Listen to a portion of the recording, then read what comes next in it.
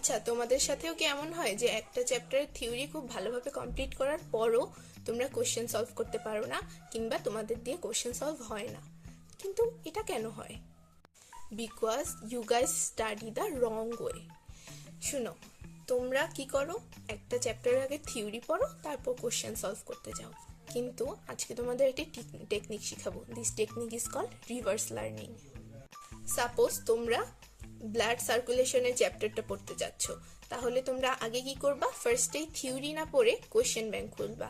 Question bank খুলে তোমরা আগে কোন কোন টাইপের কোশ্চেন আসে এবং কোন কোন টপিক দিয়ে বেশি কোশ্চেন আসে সেটা দেখে নিবা। তারপর তুমি থিওরিতে চলে যাবা। যখন তুমি থিওরি পড়তে যাবা, কোশ্চেন দেখার পরে তারপর তোমার মাথার মধ্যে থাকবে যে না না, এই টপিকগুলো ইম্পর্টেন্ট, এই টপিকগুলো আমি স্কিপ করতে পারি এবং এই পয়েন্ট থেকে বারবার কোশ্চেন আসতেছে। তারপর তোমাদের থিওরি ভালোভাবে ক্লিয়ার হওয়ার পর তোমরা আবার কোশ্চেন ব্যাংকে চলে যাবা এবং কোশ্চেন সলভ করবা। তাহলে দেখবা ব্রেন ইনফরমেশনগুলোকে আরো দ্রুত ধরতে পারতেছে। রিমেম্বার, ব্লাইন্ডলি স্টাডি করবে না, স্টাডি উইথ এ টার্গেট।